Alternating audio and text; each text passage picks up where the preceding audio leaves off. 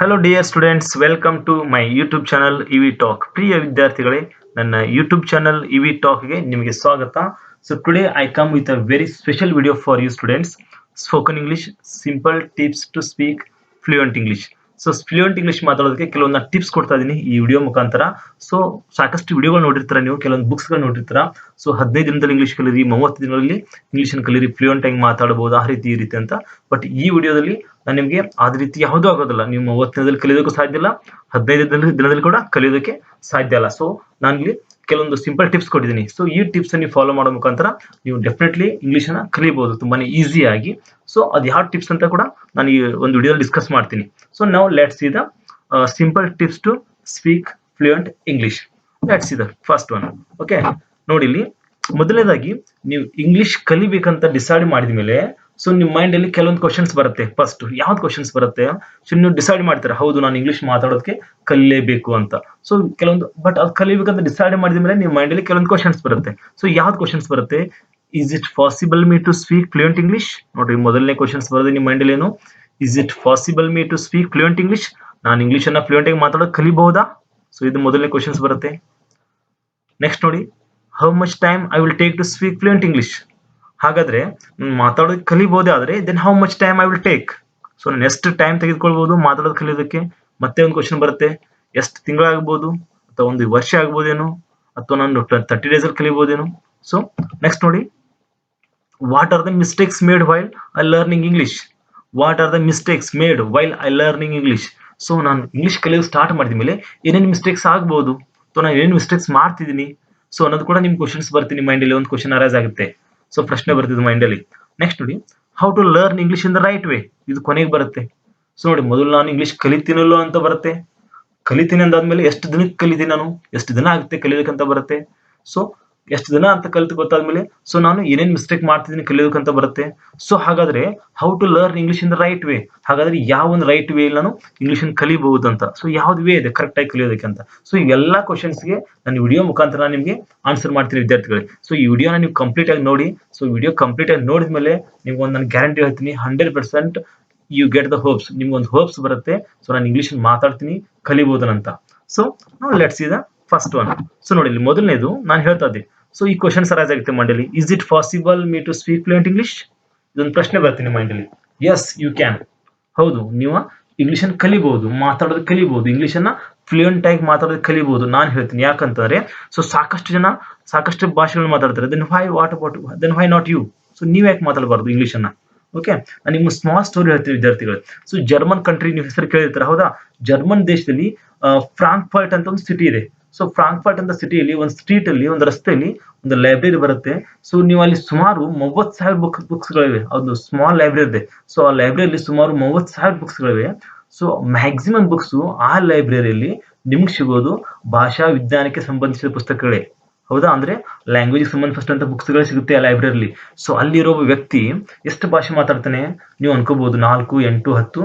No, ಅವರು 10 ಅಲ್ಲ, 20 ಅಲ್ಲ, ಸುಮಾರು 300 ಭಾಷೆಗಳನ್ನ ಮಾತಾಡ್ತಾರೆ ವಿದ್ಯಾರ್ಥಿಗಳೇ. ಸೊ ನಾನು ಹೇಳ್ತಿರೋದು ನಿಮ್ಗೆ ಇಮ್ಯಾಜಿನ್ ಸ್ಟೋರಿ ಹೇಳ್ತಲ್ಲ, ಇದು ವಾಸ್ತವಿಕವಾಗಿರುವಂತದ್ದು, ಇದು ರಿಯಾಲಿಟಿ ಆಗಿ ಇರುವಂತದ್ದು. ಸೊ ಅವ್ರ ಹೆಸರು ಏನಪ್ಪಾ ಅಂತಂದ್ರೆ ಡಾಕ್ಟರ್ ಹೆರಾಲ್ಡ್ ಸ್ಲೂಜ್ ಅಂತ. ಸೊ ಸುಮಾರು 300 ಭಾಷೆಗಳನ್ನ ಮಾತಾಡುವಂತ ಆ ವ್ಯಕ್ತಿ ಯಾರಪ್ಪ ಅಂತಂದ್ರೆ ಡಾಕ್ಟರ್ ಹೆರಾಲ್ಡ್ ಸ್ಲೂಜ್ ಅಂತ. ಸೊ ಅವರು ಸಾಕಷ್ಟು ಭಾಷೆಗಳನ್ನ ಕಲ್ತಿದ್ದಾರೆ. ಸೊ ಕೇವಲ ಅವರು ಆ 300 ಭಾಷೆಗಳನ್ನ ಕೇವಲ ಓದೋದು ಬರೆಯೋದು ಅಷ್ಟೇ ಅಲ್ಲ, ಅವರು ಅನುವಾದವನ್ನು ಕೂಡ ಮಾಡ್ತಾರೆ. ಅಂದ್ರೆ ಟ್ರಾನ್ಸ್ಲೇಟ್ ಕೂಡ ಮಾಡ್ತಾರೆ. ಒಂದು ಭಾಷೆಯಿಂದ ಇನ್ನೊಂದು ಭಾಷೆಗೆ ಟ್ರಾನ್ಸ್ಲೇಟ್ ಕೂಡ ಅಂತ ಮಾಡ್ತಾರೆ. ಸೊ ಹಾಗಾದ್ರೆ ಅವರು 300 ಭಾಷೆ ಮಾತಾಡ್ತಾರೆ, ಇನ್ನೊಬ್ರು ಯಾರು 10 ಭಾಷೆ ಮಾತಾಡ್ತಾರೆ, ಇನ್ನೊಬ್ರು ಯಾರು 5 ಭಾಷೆ ಮಾತಾಡ್ತಾರೆ. Then what about you? Why are not speak the English? ನೀವ್ ಯಾಕೆ ಇಂಗ್ಲಿಷ್ ಮಾತಾಡಬಾರ್ದು? ಸೊ ನೀವು ಕೂಡ ಇಂಗ್ಲಿಷ್ ಮಾತಾಡ್ತೀರಾ, 100% ಇಂಗ್ಲಿಷ್ ಮಾತಾಡ್ತೀರಾ. ಬಟ್ ಅದಕ್ಕಿಂತ ಮುಂಚೆ ಇಂಗ್ಲಿಷ್ ಮಾತಾಡ್ಬೇಕು ಅಂತ ಇದ್ರೆ ನಿಮಗೆ ಮೊದಲು ಇಯರ್ನಿಂಗ್ ಇರಬೇಕು. ಸೊ ಒಂದು ಭಾಷೆಯನ್ನು ಕಲಿಯುವಂತ ಒಂದು ಹಂಬಲ ಇರಬೇಕು ನಿಮ್ಮ ಹತ್ರ. ಏನಿರ್ಬೇಕು? ಒಂದು ಭಾಷೆಯನ್ನು ಕಲಿಯುವಂತ ಒಂದು ಹಂಬಲ ಇರಬೇಕು, ಇಯರ್ನಿಂಗ್ ಇರಬೇಕು, ಜೊತೆಗೆ ಒಂದು ಅವಕಾಶ ಕೂಡ ಇರಬೇಕು. ಸೊ ನಂಗೆ ಅವಕಾಶ ಸಿಕ್ಕರೆ ಸೊ ಹಾರ್ಡ್ ವರ್ಕ್ ಮಾಡ್ತೀನಿ, ಡೆಫಿನೆಟ್ ಆಗಿ ನಾನು ಭಾಷೆಯನ್ನು ಕಲಿತೀನಿ ಅಂತ. ಸೊ ಮೊದಲನೇ ನೋಡಿ, ಒಂದು ಭಾಷೆ ಕಲಿಬೇಕಾದ್ರೆ ಯಾವತ್ತು ಈ 3 ವಿಷಯಗಳು ನೀವು ಯಾವಾಗಲೂ ನಿಮ್ಮ ಮೈಂಡ್ ಅಲ್ಲಿ ಇಟ್ಕೋಬೇಕು ವಿದ್ಯಾರ್ಥಿಗಳೇ. ಅದು ಯಾವ್ದಪ್ಪ ಅಂತಂದ್ರೆ ಇಯರ್ನಿಂಗ್. ಸೊ ನಾನು ಭಾಷೆಯನ್ನು ಕಲಿತೀನಿ ಅನ್ನೋಂತ ಒಂದು ಹಂಬಲ ಇರಬೇಕು, ಕಲಿಬೇಕನ್ನುವಂತ ಒಂದು ಹಂಬಲ ಇರಬೇಕು ನಿಮಗೆ, ಇಯರ್ನಿಂಗ್ ಇರಬೇಕು. ಸೊ ಯಾವುದೇ ವಿಷಯ, ಅದು ಬೇರೆ ಸಬ್ಜೆಕ್ಟ್ ಹಿಡ್ಕೊಂಡು ನಾನು ಕೇವಲ ಇಂಗ್ಲಿಷ್ ಭಾಷೆ ಹೇಳ್ತಲ್ಲ, ಯಾವುದೇ ವಿಷಯನ ಕಲಿಯುವಂತ ಹಂಬಲ ನಿಮ್ಮಲ್ಲಿ ಮೊದಲೇ ಇರಬೇಕು, ಆ ಇಯರ್ನಿಂಗ್ ಇರಬೇಕು. Next opportunity. ಸೊ ಒಂದು ಅವಕಾಶ ಕೂಡ ಇರಬೇಕು ನಿಮಗೆ. ಸೊ ಕಲಿಯೋಕೆ ಒಂದು ಅವಕಾಶ ಇರಬೇಕು. ಜೊತೆಗೆ ಅದಕ್ಕೆ ತಕ್ಕ ಹಾಗೇನೆ ಹಾರ್ಡ್ ವರ್ಕ್ ಕೂಡ ಮಾಡಬೇಕು. ಕೇವಲ ನಿಮ್ಮ ಹತ್ರ ಕಲಿಯುವಂತ ಹಂಬಲ ಇದೆ, ಬಟ್ ನಿಮ್ಗೆ ಅವಕಾಶನೂ ಇಲ್ಲ, ಹಾರ್ಡ್ ವರ್ಕ್ ಮಾಡಿದ್ರೆ ಕಲಿಯೋದಕ್ಕಾಗಲ್ಲ ವಿದ್ಯಾರ್ಥಿಗಳೇ. ಸೊ ಜೊತೆಗೆ ನಿಮ್ಗೆ ಅವಕಾಶ ಇದೆ, ಬಟ್ ನಿಮ್ಗೆ ಅದು ಹಂಬಲನೇ ಇಲ್ಲ ಅಂದ್ರೆ ಕಲಿಯೋದಕ್ಕಾಗಲ್ಲ. ಸೊ ನೀವು ನಿಮ್ಮ ಒಂದು ಹಂಬಲ ಅನ್ನೋದೇ ಕಲಿಯುವಂಥದ್ದು, ಒಂದು ಅವಕಾಶನೂ ಇದೆ, ಬಟ್ ಹಾರ್ಡ್ ವರ್ಕ್ ಮಾಡಿದ್ರೆ ಕೂಡ ಆಗಲ್ಲ. ಸೊ ಅಂತಂದ್ರೆ ನಿಮ್ಗೊಂದು ಹಂಬಲ ಇದ್ದು, ಭಾಷೆ ಕಲಿಯುವಂತ ಒಂದು ಹಂಬಲ ಇದ್ದು, ಒಂದು ಅವಕಾಶ ಸಿಕ್ಕರೆ ನೀವು ಹಾರ್ಡ್ ವರ್ಕ್ ಮಾಡಿದ್ರೆ ಡೆಫಿನೆಟ್ ಆಗಿ ನೀವು ಇಂಗ್ಲಿಷ್ ಅನ್ನ ತುಂಬಾನೇ ಈಸಿಯಾಗಿ ಕಲಿಬಹುದು, ತುಂಬಾನೇ ಫ್ಲೂಯೆಂಟ್ ಆಗಿ ಮಾತಾಡಬಹುದು. ಸೊ ನಾನು ನೆಕ್ಸ್ಟ್ ಹೇಳ್ತಾ ಹೋಗ್ತೀನಿ ನಿಮಗೆ ಯಾವ ಈಸಿ ವೇಲೇನೋ ಕಲಿತಬಹುದು ಅಂತ ಭಾಷೆಯನ್ನ. ಸೊ ನಮ್ಗೆ ಎಷ್ಟು ಟೈಮ್ ಹತ್ತುತ್ತೆ ಭಾಷೆನ ಕಲಿಯೋಕಂತ ಜೊತೆಗೇನೆ ಸೊ ಕೆಲವೊಂದು ಸ್ಟೆಪ್ಸ್ ಕೂಡ ನಾನು ಎಕ್ಸ್ಪ್ಲೇನ್ ಮಾಡ್ತೀನಿ, ನಾನು ಹೋಗ್ತಾ ನಿಮ್ಗೆ ಅರ್ಥ ಆಗುತ್ತೆ. ಸೊ ನಾವು let's see the next one.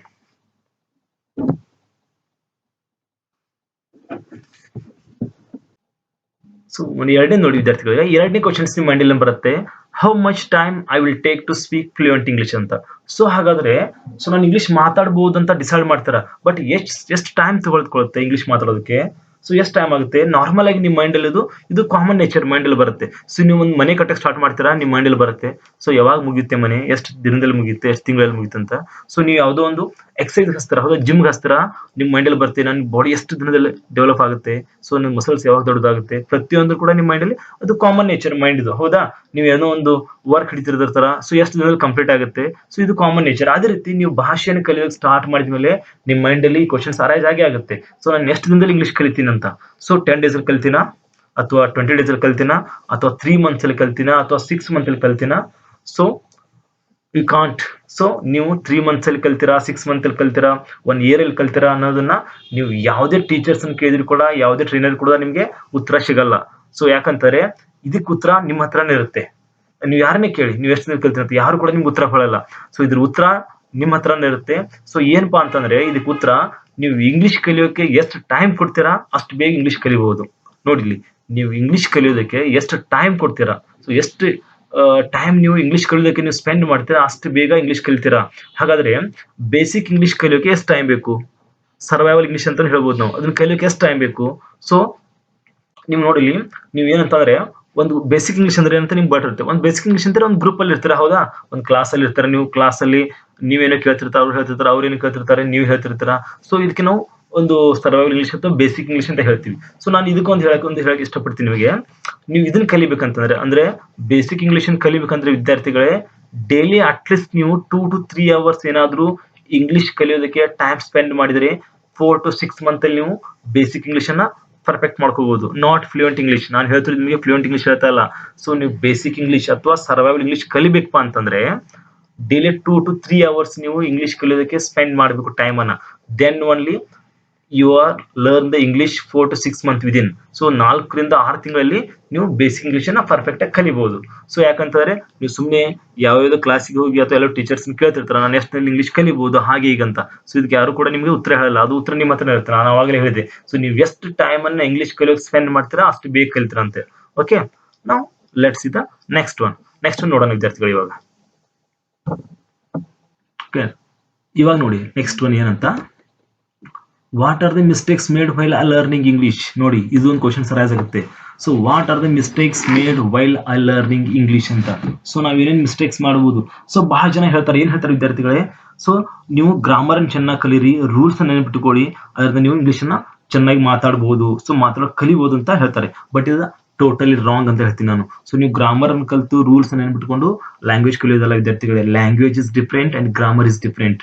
ನಾವು ಗ್ರಾಮರ್ ಅನ್ನ ಬೇರೆ ಹೇಳ್ತೀವಿ, ಹೌದಾ, ವ್ಯಾಕರಣನೇ ಬೇರೆ ಆಗುತ್ತೆ, ಭಾಷೆನೇ ಬೇರೆ ಆಗುತ್ತೆ. ಯಾಕಂತಾರೆ ಸೊ ನೀವು ಬೇಸಿಕ್ ಇಂಗ್ಲಿಷ್ ಮಾತಾಡೋಕೆ grammar is not so important. ನಾನು ಹೇಳ್ತೀನಿ ನಿಮಗೆ, ನೀವು ಬೇಸಿಕ್ ಇಂಗ್ಲಿಷ್ ಮಾತಾಡೋಕೆ ಕಲಿಬೇಕು ಅಥವಾ ಸರ್ವೈವಲ್ ಇಂಗ್ಲಿಷ್ ಕಲಿಬೇಕಂತ ಏನಾದ್ರು ನಿಮ್ಮಲ್ಲಿ ಇದ್ರೆ, ಮೈಂಡಲ್ಲಿ ಇದ್ರೆ, ಸೊ ಅದಕ್ಕೆ ಗ್ರಾಮರ್ ಅಷ್ಟು ಇಂಪಾರ್ಟೆಂಟ್ ಆಗಲ್ಲ. ಯಾಕಂತಾರೆ ನಾನು ನಿಮ್ಗೆ ಒಂದು ವಿಷಯ ಹೇಳ್ಕೊಡ್ತೀನಿ. ಸೊ ನೀವು ಮನೆಯಲ್ಲಿ ಕನ್ನಡ ಮಾತಾಡ್ತೀರಾ, ನಿಮ್ಮ ಮನೇಲಿ ನೀವೇ ತಿಳ್ಕೊಳ್ಳಿ, ಮನೇಲಿ ಬೇಡ, ನೀವೇ ಕನ್ನಡ ಮಾತಾಡ್ತೀರಾ, ಹಿಂದಿ ಮಾತಾಡ್ತೀರಾ, ಮರಾಠಿ ಮಾತಾಡ್ತೀರಾ, ಉರ್ದು ಮಾತಾಡ್ತೀರಾ, ಹೌದು. ಹಾಗಾದ್ರೆ ನೀವು ಇವನ್ನೆಲ್ಲ ಕಲಿಯೋದಕ್ಕಿಂತ ಮುಂಚೆ ಏನಾದ್ರು ನೋಡಿಲಿ, ನೀವು ಕನ್ನಡ, ಇಂಗ್ಲಿಷ್, ಹಿಂದಿ ನಿಮ್ಮ ಮನೇಲಿ ಮಾತಾಡ್ತಿರಲ್ಲ, ನೀವು ಮನೆಯಲ್ಲಿ ಇದು ನೀವು ಮಾತಾಡೋದು ಕಲಿಯೋಕ್ಕಿಂತ ಮುಂಚೆ ನೀವೇನಾದ್ರೂ ಗ್ರಾಮರ್ ಕಲ್ತಿದ್ದೀರಾ, ಅಥವಾ ರೂಲ್ಸ್ ನೆನಪಿಟ್ಕೊಂಡಿದ್ದೀರಾ, ಅಥವಾ ಏನಾದ್ರು ಬೆಸ್ಟ್ ಎಕ್ಸಾಂಪಲ್ಸ್ ಕ್ರಿಯೇಟ್ ಮಾಡಿದ್ದೀರಾ? ನೋ. ಸೊ ಇದಕ್ಕಿಂತ ಬೆಸ್ಟ್ ಎಕ್ಸಾಂಪಲ್ ಅಂತಾರೆ, ನೀವು ಸ್ಮಾಲ್ ಬೇಬಿ ನೋಡಿದ್ದೀರಾ, ಹೌದಾ. ಸೊ ನೋಡಿ, ಒಂದು ಸ್ಮಾಲ್ ಬೇಬೀಸ್ ನೋಡಿದಾಗ ಸೊ ನಿಮ್ಗೆ ಅರ್ಥ ಆಗುತ್ತೆ. ಏನ್ ಅರ್ಥ ಆಗುತ್ತೆ? ಸೊ ಮಗು ಒಂದು 2 to 1.5-2 ವರ್ಷ ಆದ್ಮೇಲೆ ಆ ಮಗು ಮಾತಾಡ ಸ್ಟಾರ್ಟ್ ಮಾಡುತ್ತೆ. ಹೇಗೆ ಕಲಿತೆ ಅದು? ಸೊ ಒಂದೊಂದು ವರ್ಡ್ ಅನ್ನ ಮಮ್ಮಿ ಅಂತ ಅನ್ಬೋದು, ಪಪ್ಪ ಅಂತ ಇರ್ಬೋದು, ಅಥವಾ ವಾಟರ್ ಅಂತ ನೀರ್ ಅಂತ ಕೇಳ್ತಾ ಇರ್ಬೋದು. ಆಮೇಲೆ ಫುಡ್ ಆಹಾರ ಅಂತ ಹೇಳ್ತಾ ಇರ್ಬೋದು, ಅಥವಾ ಕಮ್ ಬಾ ಅಂತ ಹೇಳ್ತಾ ಇರ್ಬೋದು, ಗೋ ಹೋಗ್ ಅಂತ ಹೇಳ್ತಿರ್ಬೋದು, ಹಂಗ್ರಿ ಹಸಿವು ಅಂತ ಹೇಳ್ತಿರ್ಬೋದು. ಸೊ ಇದನ್ನೆಲ್ಲ ಯಾವ ರೀತಿ ಕಲಿತೆ ಆ ಮಗು? ಸೊ ಆ ಮಗು ಗ್ರಾಮರ್ ಕಲ್ಕೊಂಡು, ಎಕ್ಸಾಂಪಲ್ ಬರ್ಕೊಂಡು, ರೂಲ್ಸ್ ಕಲ್ಕೊಂಡು ಮಾತ್ರ ಕಲಿಯಲ್ಲ. So how can it can listening method. So listening method ಕೇಳೋ ಮುಖಾಂತರ ಅದು ಕಲಿಯೋಕೆ ಸ್ಟಾರ್ಟ್ ಮಾಡುತ್ತೆ. ಸೊ ಅದಕ್ಕೆ ನಾವೇನಂತ ಕರಿತೀವಿ ಅಂತ ವಿದ್ಯಾರ್ಥಿಗಳೇ, ಲ್ಯಾಂಗ್ವೇಜ್ ಅಕ್ವೈಸಿಷನ್ ಅಂತ ಹೇಳ್ತೀವಿ. ಅದಕ್ಕೆ ಲ್ಯಾಂಗ್ವೇಜ್ ಅಕ್ವೈಸಿಷನ್ ಅಂತ ಹೇಳ್ತೀವಿ. ಸೊ ಅಂದ್ರೆ ಒಂದ್ ಮಗು ಚೈಲ್ಡ್ಹುಡ್ ಅಲ್ಲಿ ನಿಮಗೂ ನೆನಪಿರುತ್ತೆ. ಸೊ ನೀವು ಏನ್ ಮಾಡ್ತಿರ್ತೀರ ಅಂದ್ರೆ, ನಿಮ್ಮ ಅಟ್ಮಾಸ್ಫಿಯರ್ ಅಲ್ಲಿ ಅದೇ ಒಂದು ಮನೆಯಲ್ಲಿ ಯಾವ ರೀತಿ ಮಾಡ್ತೀರಿ, ನೀವು ಫಸ್ಟ್ ಕೇಳ್ತೀರಾ, ಅರ್ಥ ಮಾಡ್ಕೋತೀರಾ, then you are able to speak English. So ನೀವು ಆಮೇಲೆ ಮಾತಾಡೋದಕ್ಕೆ ಕಲಿತೀರಾ. ಹೌದಾ? ಫಸ್ಟ್ ಕೇಳ್ತೀರಾ, ಅರ್ಥ ಮಾಡ್ಕೋತೀರಾ, ಆಮೇಲೆ ಮಾತಾಡೋದಕ್ಕೆ ಸ್ಟಾರ್ಟ್ ಮಾಡ್ತೀರಾ. ಅದಕ್ಕೆ ನಾವು ಲ್ಯಾಂಗ್ವೇಜ್ ಅಕ್ವೈಸಿಷನ್ ಅಂತ ಹೇಳ್ತೀವಿ. ಸೊ ನಾರ್ಮಲ್ ಆಗಿ ನೀವು ಹೇಳ್ತಿರ್ಬೋದಲ್ಲ. ಸೊ ಇದಕ್ಕಿಂತ ಮುಂಚೆ ಸಾಕಷ್ಟು ಗ್ರಾಮರ್ ವಿಡಿಯೋಗಳನ್ನ ಅಪ್ಲೋಡ್ ಮಾಡಿದ್ದಾರೆ. ಸೊ ಗ್ರಾಮರ್ ಇಂಪಾರ್ಟೆಂಟ್ ಅಲ್ಲ ಅಂತ ಹೇಳ್ತಿದ್ದಾಗ, ಸೊ ನಾನು ಹೇಳ್ತೀನಿ, ಗ್ರಾಮರ್ ಯಾಕೆ ಬೇಕು? ನೀವು ಬೇಸಿಕ್ ಇಂಗ್ಲಿಷ್ ಕಲಿತ ಮೇಲೆ ಫ್ಲೂಯೆಂಟ್ ಇಂಗ್ಲಿಷ್ ಕಲಿಬೇಕಾದ್ರೆ ಗ್ರಾಮರ್ನ ಯೂಸ್ ಮಾಡ್ಬೋದು ನೀವು. ಸೊ ನೀವು ಮೊದಲು ಬೇಸಿಕ್ ಇಂಗ್ಲಿಷ್ ಕಲಿಯೋದಕ್ಕೆ ಅಥವಾ ಸರ್ವೈವಲ್ ಇಂಗ್ಲಿಷ್ ಕಲಿಯೋದಕ್ಕೆ ಗ್ರಾಮರ್ ಅಷ್ಟು ಇಂಪಾರ್ಟೆಂಟ್ ಆಗಲ್ಲ ವಿದ್ಯಾರ್ಥಿಗಳೇ. ಸೊ ನೀವು ಮೊದಲು ಗ್ರಾಮರ್ನ ಬಿಡಿ, ಮೊದಲು ಒಂದೊಂದೇ ವರ್ಡ್ಸ್ ಅನ್ನ, ಬೇಸಿಕ್ ವರ್ಡ್ಸ್ ಅನ್ನ ಹೇಳ್ತೀನಿ ನಿಮಗೆ ಯಾವ ರೀತಿ ಕಲಿಬೇಕಂತ. ಸೊ ಮೊದಲು ರೈಟ್ ವೇ ಇಲ್ಲ ಅಂದ್ರೆ ಇಂಗ್ಲಿಷ್ ಕಲಿಯೋಕೆ ರೈಟ್ ವೇ ಯಾವ್ದು ಅದ್ರಲ್ಲಿ ನಾನು ನಿಮ್ಗೆ ಎಕ್ಸ್ಪ್ಲೇನ್ ಮಾಡ್ತೀನಿ ಯಾವ ರೀತಿ ಅಂತ. ಸೊ ಮೊದಲು ನೀವು ಏನ್ ಮಾಡ್ಬೇಕಂತಾರೆ, ಸರಿಯಾಗಿ ಕೇಳಿಸ್ಕೊಳ್ಬೇಕು, ಅದನ್ನ ಅರ್ಥ ಮಾಡ್ಕೊಳ್ಬೇಕು. ಸೊ ಅದಾದ್ಮೇಲೆ ಮಾತ್ರ ಸ್ಟಾರ್ಟ್ ಮಾಡಬೇಕು. ಅಂದ್ರೆ ಲ್ಯಾಂಗ್ವೇಜ್ ಅಕ್ವೈಸಿಷನ್ ಅಂತ ಹೇಳ್ತೀವಿ ನಾವು. ಲಿಸ್ನಿಂಗ್ ಮೆಥಡ್ ಇಸ್ ವೆರಿ, ನೀವು ಕನ್ನಡದಲ್ಲಿ ಕೂಡ ಕೇಳ್ತಾರ, ಹೌದಾ? ಒಬ್ಬ ಒಳ್ಳೆ ಕೇಳುಗ ಮಾತ್ರ ಒಬ್ಬ ಒಳ್ಳೆ ಮಾತುಗಾರನ ಆಗಬಲ್ಲ ಅಂತ. ಅಂದ್ರೆ good listener only become a good speaker ಅಂತ. ಅದಕ್ಕೆ ಸೊ ಮೊದಲನೇದಾಗಿ ನೀವು ಕೇಳಿ, ಅರ್ಥ ಮಾಡ್ಕೊಳ್ಳಿ, then you speak. So next ಹೇಳೋದಾದ್ರೆ ವಿದ್ಯಾರ್ಥಿ, ಇದರಲ್ಲಿ ನೋಡಿ ನೆಕ್ಸ್ಟ್ ಪಾರ್ಟ್ ಯಾವ್ದು ಬರುತ್ತೆ, how to learn English in the right way ಅಂತ. ಇದು ತುಂಬಾನೇ ಇಂಪಾರ್ಟೆಂಟ್. ಸೊ ಇದು 4th ಒನ್ ಇದೆ, ಇದು ತುಂಬಾನೇ ಇಂಪಾರ್ಟೆಂಟ್ ಇದೆ. ಸೊ ಇಲ್ಲಿ ನಾನು ಕೆಲವೊಂದು ರೈಟ್ ವೇಸ್ ಗಳು ಹೇಳ್ತೀನಿ, ಯಾವ ರೀತಿ ನಾವು ಇಂಗ್ಲಿಷ್ ಕಲಿಬಹುದು ಅನ್ನೋದಕ್ಕೆ. ಓಕೆ, ನಾನು ಮೊದಲನೇದು 3 ಪಾಯಿಂಟ್ಸ್ ನಿಮ್ಗಿರುವಂತ ಪ್ರಾಬ್ಲಮ್ಸ್ ಅನ್ನು ಡಿಸ್ಕಸ್ ಮಾಡಿದ್ದು. ಸೊ ಇವಾಗ ಹೇಳ್ತಿರೋದು how to learn English in the right way. English ನ ರೈಟ್ ವೇ ನಾವು ಯಾವ ರೀತಿ ಕಲಿಬಹುದು. ಸಿ ದೇರ್ ಸ್ಟೆಪ್ 1 ಅಂತ ಇದೆ. ಸೊ ಮೊದಲನೇದು ಲರ್ನ್ ಬೇಸಿಕ್ ವರ್ಡ್ಸ್. ಸೊ ಮೊದಲನೇದಾಗಿ ನೀವೇನ್ ಮಾಡ್ಬೇಕಂತಾರೆ, ಇದು ಬೇಸಿಕ್ ವರ್ಡ್ಸ್ ಗಳನ್ನ ಕಲಿಬೇಕು. ಸೊ ಸ್ಟೆಪ್ 1 ಯಾವುದು? ಮ್ಯಾಂಗೋ, ಹೌದಾ?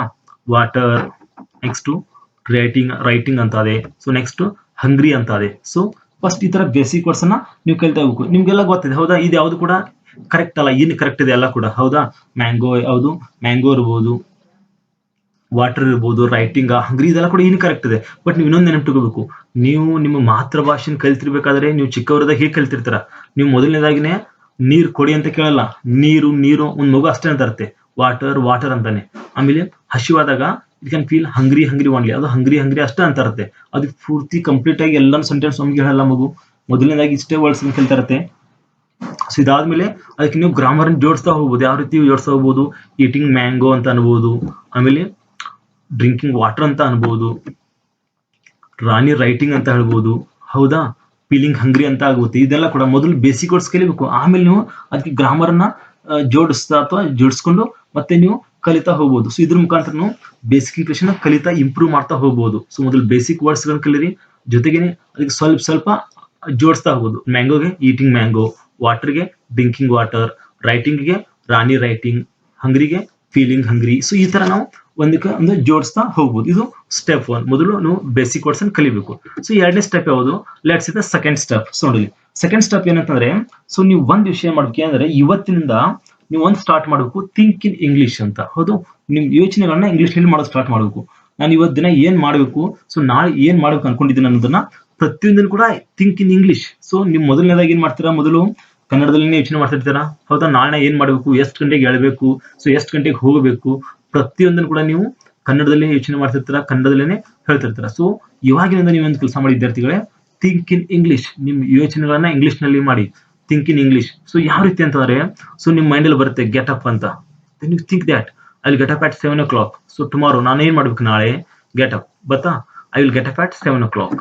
ನೆಕ್ಸ್ಟ್ ಅಬ್ಲ್ಯೂಷನ್ ಅಂತಂದ್ರೆ ದಿನನಿತ್ಯದ ಕಾರ್ಯಗಳಂತ ಹೇಳ್ತೀವಿ ನಾವು. Ablution means I will complete my ablutions ಅಂತ ಬರುತ್ತೆ. ಅಬ್ಲ್ಯೂಷನ್ಸ್ ಅಂತ ನೋಡಿ ಇನ್ನೊಂದು ಹೇಳ್ತೀನಿ, ದಿನನಿತ್ಯ ಕಾರ್ಯ ಅಂದ್ರೆ ಅದರೆಲ್ಲ ಬರ್ತದೆ, ನೀವು ಸ್ನಾನ ಮಾಡೋದು, ಹಲ್ಲು ಜೊತೆ ಎಲ್ಲ ಬಂದ್ಬಿಡುತ್ತೆ, ಹೌದಾ? ಅಬ್ಲ್ಯೂಷನ್ಸ್ ಅಂತ ಬರುತ್ತೆ. ಅಬ್ಲ್ಯೂಷನ್ಸ್ ಅಂತಾರೆ I will complete my ablution ಅಂತ ಮಾಡ್ಬೋದು. Next breakfast, I will have my breakfast, ಹೌದಾ? ನೆಕ್ಸ್ಟ್ ಗೋ ಅಂತ ಬರುತ್ತೆ ಮೈಂಡ್ ಅಲ್ಲಿ, ಹೌದಾ? ಗೋ ಅಂತ ಬಂದಾಗ I will go to school at 9 o'clock. ಅಂದ್ರೆ ನೀವು ಅದನ್ನ ಯೋಚನೆ ನಿಮ್ ಮೈಂಡ್ ಅಲ್ಲಿ ನಿಮ್ಗೆ ಕನ್ನಡದಲ್ಲಿ ಬರ್ತಾ ಇರುತ್ತೆ, ನಾಳೆ 9 ಗಂಟೆಗೆ ಶಾಲೆಗೆ ಹೋಗ್ಬೇಕು. You think in English. I will go to school at 9 o'clock. ಹೌದಾ, ನಿಮ್ಮ ಮೈಂಡಲ್ಲಿ ಥಿಂಕ್ ಮಾಡೋದನ್ನ ಯಾರು ಗೊತ್ತಾಗಲ್ಲ, ನೀವು ತಪ್ತಿರೋತೋ ರೈಟ್ ಇರುತ್ತೆ ಅಂತ. ನೆಕ್ಸ್ಟ್ ಕಮ್ ಅಂತ ಬರುತ್ತೆ. Come means I will come back to house at 5 PM. I will come back to house at 5 PM. Next get, I will get fresh. ಹೌದಾ, ನೆಕ್ಸ್ಟ್ ಟೀ ಅಂತ ಬರುತ್ತೆ. I will drink tea with snacks. ಹೌದಾ, ನೋಡಿ next TV ಅಂತದೆ. I will watch TV for some time. So ನಿಮ್ಮ ಮೈಂಡಲ್ಲಿ ಒಂದೊಂದು word ಬಂದಾಗ try to make it a sentence ಆಗಿ ಇಂಗ್ಲೀಷಲ್ಲಿ ಯೋಚನೆ ಮಾಡೋಕೆ ಸ್ಟಾರ್ಟ್ ಮಾಡಿ. ಸೊ ನೆಕ್ಸ್ಟ್ ನೋಡಿ ಸಪ್ಪರ್ ಡಿನ್ನರ್ ಅಂತದೆ. Around 9:30 PM I will have my dinner with my family. ನೋಡಿ ನಾಳೆ 9 ಗಂಟೆಗೆ, ಅಥವಾ ಸಫರ್ ಅಂದ್ರೆ ಕೂಡ ದಿನನಿತ್ಯದ ಊಟ ಅಂತ ಆಗುತ್ತೆ, ಮೀಲ್ಸ್ ಅಂತ ಆಗುತ್ತೆ. ಸೊ ಡೈಲಿ ಮೀಲ್ಸ್ ಅಂತ, ಡಿನ್ನರ್ ಅಂದ್ರೆ ರಾತ್ರಿ ಊಟ ಅಂತ ಆಗುತ್ತೆ. So around 9:30 PM I will have my dinner with my family. So next sleep ಅಂತ ಬರುತ್ತೆ. I will go to bed or I will go to sleep at 10:30. ಹೌದಾ, ಸೊ ಈ ತರ ನೀವು ನಿಮ್ ಯೋಚನೆಗಳನ್ನ ಇಂಗ್ಲಿಷ್ ನಲ್ಲಿ ಮಾಡ್ತಾ ಹೋಗ್ಬೇಕು, ನೀವು ಯೋಚನೆಗಳನ್ನ. ಸೊ ಥಿಂಕ್ ಇನ್ ಇಂಗ್ಲಿಷ್ ಇದು ಸ್ಟೆಪ್ 2 ಹೇಳ್ತಿರೋದು ನಾನು ನಿಮ್ಗೆ. ಸೊ ಇದಾದ್ಮೇಲೆ ಇದನ್ನೆಲ್ಲ ಕೂಡ ನೀವು ಮೊದಲು ಕನ್ನಡದಲ್ಲಿ ಮಾಡ್ತಾ ಇರ್ತಾರೆ, ಬಟ್ ನಾನು ಹೇಳ್ತೀನಿ ನಿಮ್ಗೆ ಗ್ಯಾರಂಟಿ ಆಗಿ. ಸೊ ನೀವು ಇವತ್ತಿಂದ ನಾಳೆಯಿಂದಾನೆ you try to think in English. So ನೀವು ಇಂಗ್ಲಿಷ್ ನಲ್ಲಿ ಥಿಂಕ್ ಮಾಡಕ್ಕೆ ಸ್ಟಾರ್ಟ್ ಮಾಡಿದ ಮೇಲೆ ಡೆಫಿನೆಟ್ಲಿ 3 months ಅಲ್ಲಿ ನಿಮ್ದು ಇಂಗ್ಲಿಷ್ ಇಂಪ್ರೂವ್ ಆಗೇ ಆಗುತ್ತೆ. ಸೊ ನೀವು ಅವಾಗ ನೀವು ಪ್ರತಿಯೊಂದು ಯೋಚನೆ ಕೂಡ ಇಂಗ್ಲಿಷ್ ನಲ್ಲಿ ಬರೋ ಸ್ಟಾರ್ಟ್ ಆಗುತ್ತೆ. ಸೊ 3 months ನೀವು ಇದರ ಪ್ರಾಕ್ಟೀಸ್ ಮಾಡ್ಕೊಂಡ್ರೆ you think in English whatever it is. So ಇವಾಗ ನೀನು ಎಲ್ಲೋ ಹೋಗ್ಬೇಕಪ್ಪ, ನೀನು ಯಾವುದೋ ಒಂದು ಓದ್ತೀಯಾ ಅಥವಾ ಏನೋ ಒಂದು ಓದ್ತೀಯಾ, ನಾನು ಇವಾಗ ಅಂಗಡಿಗೆ ಹೋಗ್ಬೇಕು, I will go to shop. Okay, ಇವಾಗ ನೀನು ನಡ್ಕೊಂಡೆಲ್ಲ ಹೋಗ್ತಿದ್ಯಾ, I am going to market. ಹೌದಾ, ಈ ತರ ಪ್ರತಿಯೊಂದನ್ನು ಕೂಡ ಇಂಗ್ಲಿಷ್ ನಲ್ಲಿ ಥಿಂಕ್ ಮಾಡೋಕೆ ಟ್ರೈ ಮಾಡಿ. ಸೊ ಡೆಫಿನೆಟ್ಲಿ ನಿಮ್ದು 3 ತಿಂಗಳಲ್ಲಿ ನಾನು ಹೇಳ್ತೀನಿ ನಿಮಗೆ, ಡೆಫಿನೆಟ್ಲಿ ನಿಮ್ದು ಇಂಗ್ಲಿಷ್ ಇಂಪ್ರೂವ್ ಆಗುತ್ತೆ. So let's C next one ನೋಡೋಣ, ಸ್ಟೆಪ್ 3 ಯಾವ್ದಿದೆ ಅಂತ. C the next one,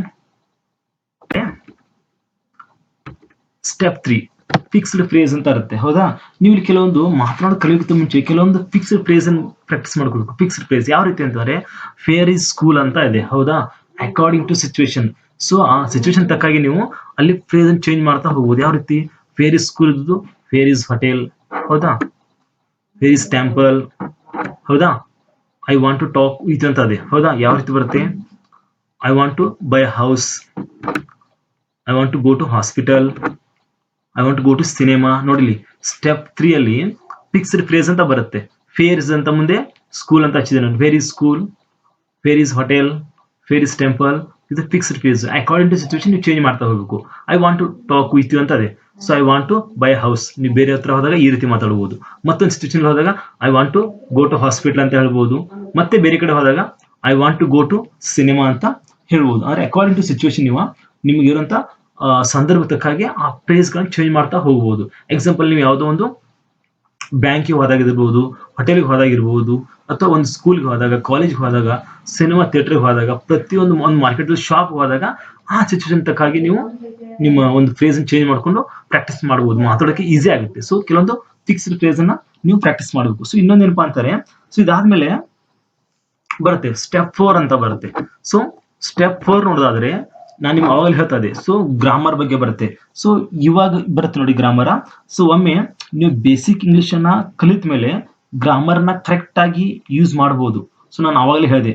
so ಕೆಲವೊಂದು ವರ್ಡ್ಸ್ ಅನ್ನು ಹೇಳ್ತಾ ಹೋದೆ ನಾನು ಅವಾಗಲೇ. ಯಾವುದು, ಕೆಲವೊಂದು ವಾಟರ್ ಅಂತ ಹೇಳ್ತಾ ಇದ್ದೆ, ಹಂಗ್ರಿ ಅಂತ ಹೇಳ್ತಾ ಇದ್ದೆ.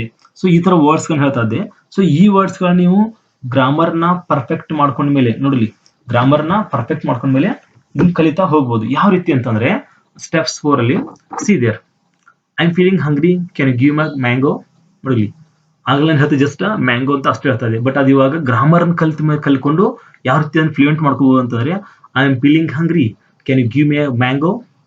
ನೋಡಿ ಅವಾಗ ಜಸ್ಟ್ ನಾನು ಹೇಳ್ತಾ ಇದ್ದೆ ಓನ್ಲಿ ಮ್ಯಾಂಗೋ ಅಂತ ಹೇಳ್ತಿದ್ದೀನಿ. ಬಿಗಿನಿಂಗ್ ಬೇಸಿಕ್ ವರ್ಡ್ಸ್ ಇಲ್ಲಿ ಮ್ಯಾಂಗೋ ಅಂತ ಅಷ್ಟೇ ಬರ್ತಾ ಇತ್ತು. ಆಮೇಲೆ ಫೀಲಿಂಗ್, ಈಟಿಂಗ್ ಮ್ಯಾಂಗೋ ಅಂತ ಅಷ್ಟೇ ಬರ್ತಾ ಇತ್ತು. ಬಟ್ ಇಲ್ಲಿ ಫೀಲಿಂಗ್ ಹಂಗ್ರಿ ಅಂತ ಅಷ್ಟೇ ಬರ್ತಾ ಇತ್ತು. ಬಟ್ ಇವಾಗ ಏನಾಗಿದೆ, ಗ್ರಾಮರ್ ಅನ್ನ ಕಲ್ತ್ಕೊಂಡ್ಮೇಲೆ I am feeling hungry, can you give my mango. Next ನೋಡಿ, I am feeling thirsty, can you pass me that water bottle. ನೋಡಿ ನಾನು ಥರ್ಸ್ಟಿ ಅಷ್ಟು ಅರ್ಥ ಹೇಳ್ತಾ ಇದ್ದೆ. ಹೌದಾ, ಥರ್ಸ್ಟಿ ಅಂತ ಅರ್ಥ ಹೇಳ್ತಾ ಇದ್ದೆ, ವಾಟರ್ ಅಂತ ಅಷ್ಟು ಹೇಳ್ತಾ ಇದೆ. ಬಟ್ ಇವಾಗ ಏನಾಗಿದೆ, I am feeling thirsty, can you pass me that water bottle. See there, after you learn the grammar, ಇವಾಗ ನೀವು ಗ್ರಾಮರ್ ಕಲಿತಾ ಹೋಗ್ಬೇಕು, ಅವಾಗ ನೀವು ಫ್ಲೂಯೆಂಟ್ ಆಗ್ತಾ ಹೋಗುತ್ತೆ. ಸೊ ನೆಕ್ಸ್ಟ್ ನೋಡೋದ್ರಿ, Rani is writing homework in her room. ನೋಡಿ Rani is writing homework in her room. So Rani ಏನ್ ಮಾಡ್ತಾರೆ, ಹೋಮ್ ವರ್ಕ್ ಅನ್ನ ತನ್ನ ರೂಮ್ ಅಲ್ಲಿ ಬರಿತಾ ಇದ್ದಾಳೆ ಅಂತೆ. ನೋಡಿ ಇದನ್ನೆಲ್ಲ ಕೂಡ ನೀವು ಸ್ಟೆಪ್ 4 ಅಲ್ಲಿ ಕಲಿತಾ ಹೋಗ್ತೀರಾ, ಅಂದ್ರೆ ಗ್ರಾಮರ್ ನ ಜೋಡಿಸ್ತಾ ಹೋಗ್ತೀರಾ. ಸೊ ಇದಾದ್ಮೇಲೆ ನೀವು ಕೆಲವೊಂದು ಇಂಪ್ರೂವ್ಮೆಂಟ್ ಆಗ್ತಾ ಹೋಗುತ್ತೆ. ಕೆಲವೊಂದು ಅಡ್ವಾನ್ಸ್ ಯಾವ ರೀತಿ ಅಂದ್ರೆ ಇದಾದ ನಂತರ ಏನಂತಾರೆ ಬೇಸಿಕ್ ನಿಂದ ನೀವೇನ್ ಮಾಡ್ಬೇಕಂತ ವಿದ್ಯಾರ್ಥಿಗಳೇ ಅಡ್ವಾನ್ಸ್ ಗ್ರಾಮರ್ಗೆ ಹೋಗಬೇಕು. ಬೇಸಿಕ್ ಗ್ರಾಮರ್ ಕಲ್ತ ಮೇಲೆ ಅಡ್ವಾನ್ಸ್ ಗ್ರಾಮರ್ ಕಲಿತಾ ಹೋಗಬೇಕು. ಅಡ್ವಾನ್ಸ್ ವರ್ಡ್ಸ್ ಗಳನ್ನ ಯೂಸ್ ಮಾಡ್ತಾ ಹೋಗಬೇಕು. ಸೊ ಬೇಸಿಕ್ ಗ್ರಾಮರ್ ಇಂದ ಅಡ್ವಾನ್ಸ್ ಗ್ರಾಮರ್ ಬಂದ ಮೇಲೆ so then automatically you can improve your English improve ಆಗ್ತಾ ಹೋಗುತ್ತೆ. ಸೊ ಇಂಗ್ಲಿಷ್ ಇಂಪ್ರೂವ್ ಆಗ್ತಾ ಹೋಗುತ್ತೆ. ಸೊ ನೆಕ್ಸ್ಟ್ ಸ್ಟೆಪ್ ಅಲ್ಲಿ ಸ್ಟೆಪ್ 5 ನಾನು ನಿಮ್ಗೆ ಹೇಳ್ತೀನಿ. ನೆಕ್ಸ್ಟ್ ಸ್ಟೆಪ್ ನೋಡೋಣ ಅಂದ್ರೆ ಹೌ ಟು ಡೆವಲಪ್ ಇಂಗ್ಲಿಷ್ ಅಂತ ಹೇಳ್ತೀನಿ ನಿಮಗೆ. Let's see the next step. Step 5 ನೋಡಿ. ಇವಾಗ ಸ್ಟೆಪ್ 5 ಹೌ ಟು ಡೆವಲಪ್ ಅಂತ ಬರುತ್ತೆ ವಿದ್ಯಾರ್ಥಿಗಳು. ಸೊ ನಾವು ಇಂಗ್ಲಿಷ್ ಬೇಸಿಕ್ ಆಗಿ ಕಲ್ತ ಮೇಲೆ ಸರ್ವೈವ್ ಇಂಗ್ಲಿಷ್ ಕಲ್ತ ಮೇಲೆ ಸೊ ನಮ್ಮ ಫ್ಲೂಯೆನ್ಸಿನ ಯಾವ ರೀತಿ ಇಂಪ್ರೂವ್ ಮಾಡ್ಕೋಬಹುದು, ಹೌ ಟು ಇಂಪ್ರೂವ್ ಫ್ಲೂಯೆನ್ಸಿ ಅಂತ. ಸೊ ನಾವು ಇಂಗ್ಲಿಷ್ ನ ಯಾವ ರೀತಿ ಇಂಪ್ರೂವ್ ಮಾಡ್ಕೋಬಹುದು ಅಂತ ಸೊ ನಾವಲ್ಲಿ ಕಲಿಬಹುದು ವಿದ್ಯಾರ್ಥಿಗಳು. ಸೊ ನಾವು let's see the one by one ಯಾವ ರೀತಿ ನಾವು ಇಂಪ್ರೂವ್ ಮಾಡ್ಕೋಬಹುದು ಫ್ಲೂಯೆನ್ಸಿಯನ್ನ. So focus on pronunciation. ಹೌದಾ, ನಾವು ಮೊದಲನೇದಾಗಿ ಏನ್ ಮಾಡ್ಬೇಕು ಅಂತಂದ್ರೆ ನಮ್ ಪ್ರೊನೌನ್ಸಿಯೇಷನ್ ಮೇಲೆ, ಉಚ್ಚಾರಣೆ ಮೇಲೆ ನಾವು ಫೋಕಸ್ ಮಾಡ್ತಾ ಹೋಗ್ಬೇಕು. ನೀವೇನು ಉಚ್ಚಾರಣೆ ಮಾಡ್ತಿರ್ತೀರಲ್ಲ ಸೊ ಅದ್ರ ಮೇಲೆ ಸಾಕಷ್ಟು ಫೋಕಸ್ ಮಾಡಬೇಕು. ಬಿಗಿನಿಂಗ್ ಅಲ್ಲಿ ನೀವು ಅದ್ರ ಮೇಲೆ ಫೋಕಸ್ ಮಾಡಿರಲ್ಲ, ಜಸ್ಟ್ ನೀವು ಬೇಸಿಕ್ ವರ್ಡ್ಸ್ ಗಳನ್ನ ಕಲ್ತೀರಾ. ಸೊ ಗ್ರಾಮರ್ ಅನ್ನು ಸ್ವಲ್ಪ ಜಾಯಿಂಟ್ ಮಾಡ್ತಾ ಓದ್ತಾ ಹೋಗ್ತೀರಾ. ಸೊ ಇವಾಗ ನೀವು ಅದ್ರ ಮೇಲೆ ಪ್ರೊನೌನ್ಸಿಯೇಷನ್ ಮೇಲೆ ಅಂದ್ರೆ ಉಚ್ಚಾರಣೆ ಮೇಲೆ ಫೋಕಸ್ ಮಾಡ್ತಾ ಹೋಗ್ಬೇಕು. ಸೊ ನೆಕ್ಸ್ಟ್ ಇದಾದ್ಮೇಲೆ ನೀವು ಫ್ಲೂಯೆನ್ಸಿ ಇಂಪ್ರೂವ್ ಮಾಡ್ಕೋಬೇಕಂತಾರೆ learn idioms and phrases. So ಇದು ತುಂಬಾನೇ ಇಂಪಾರ್ಟೆಂಟ್. ನೀವು ಭಾಷೆಯಲ್ಲಿ ಯಾವಾಗ ನುಡಿಗಟ್ಟುಗಳನ್ನ ಯೂಸ್ ಮಾಡ್ತೀರಾ ಅಥವಾ ಈ ವಾಕ್ಯಾಂಶಗಳನ್ನ ಯೂಸ್ ಮಾಡ್ತಿರಲ್ಲ, ಇಡಿಯಮ್ಸ್ ಯೂಸ್ ಮಾಡ್ತೀರಿ ಅಥವಾ ಫ್ರೇಸಸ್ ಯೂಸ್ ಮಾಡ್ತಿರಲ್ಲ, so it's become more effective. So ನಿಮ್ ಲ್ಯಾಂಗ್ವೇಜ್ ನ ತುಂಬಾನೇ ಎಕ್ಸ್ಟ್ರಾರ್ಡಿನರಿ ಆಗಿ ಮಾಡುತ್ತೆ, ತುಂಬಾನೇ ಎಫೆಕ್ಟಿವ್ ಆಗಿ ತೋರಿಸ್ಕೊಡುತ್ತೆ ಅದು ಈ ಇಡಿಯಮ್ಸ್ ಮತ್ತು ಫ್ರೇಸಸ್ ಅನ್ನು ನಾವು ಅದರಲ್ಲಿ ಬಳಸೋದ್ರಿಂದ. ಸೊ ನೆಕ್ಸ್ಟ್ ಹೇಳ್ಬೇಕಂತಂದ್ರೆ ಸ್ಮಾರ್ಟ್ ವರ್ಡ್ಸ್ ಗಳನ್ನ ಕಲಿಬೇಕು. ನಾವು ಸ್ಮಾರ್ಟ್ ವರ್ಡ್ಸ್ ಗಳನ್ನ ಯೂಸ್ ಮಾಡಬೇಕು ನಮ್ಮ ಭಾಷೆಯಲ್ಲಿ. ಸೊ ಇದು ಕೂಡ ಒಂದು ನಿಮ್ ಲ್ಯಾಂಗ್ವೇಜ್ ಅನ್ನು ಫ್ಲೂಯೆನ್ಸಿ ಮಾಡೋದಕ್ಕೆ ಹೆಲ್ಪ್ ಆಗುತ್ತೆ. ಈ ಫೋಕಸ್ ಆನ್ ಪ್ರೊನೌನ್ಸಿಯೇಷನ್ ಇರ್ಬೋದು, ಲರ್ನ್ ಇಡಿಯಮ್ಸ್ ಅಂಡ್ ಫ್ರೇಸಸ್ ಇರ್ಬೋದು, ಸ್ಮಾರ್ಟ್ ವರ್ಡ್ಸ್ ಗಳನ್ನ ಬಳಸೋದಿರ್ಬೋದು. ಸೊ ಇವೆಲ್ಲ ಕೂಡ ನಿಮ್ ಏನ್ ಮಾಡ್ತಾ ಹೋಗುತ್ತೆ ಅಂದ್ರೆ ಸೊ ಮುಂದೆ ಹೋಗ್ತಾ ಹೋಗ್ತಾ ನಿಮ್ ಲ್ಯಾಂಗ್ವೇಜ್ ಡೆವಲಪ್ಮೆಂಟ್ ಆಗ್ತಾ ಹೋಗುತ್ತೆ. ಸೊ ಬಿಕಮ್ ಫ್ಲೂಯೆಂಟ್ ಆಗ್ತಾ ಹೋಗ್ತೀರಾ. So these are the way ಅಂತ ಹೇಳ್ತೀನಿ ನಾನು. ಸೊ ನೀವು ಈ ವೇದಿಂದ ಇಂಗ್ಲಿಷ್ ಕಲ್ತ್ರೆ 100% you are able to speak fluent English. So ನೀವು ಗ್ಯಾರಂಟಿ ನಾನು ಹೇಳ್ತೀನಿ, ನೀವು 100% ಇಂಗ್ಲಿಷ್ ನ ಫ್ಲೂಯೆಂಟ್ ಆಗಿ ಕಲಿಬಹುದು ಅಂತ ವಿದ್ಯಾರ್ಥಿಗಳೇ.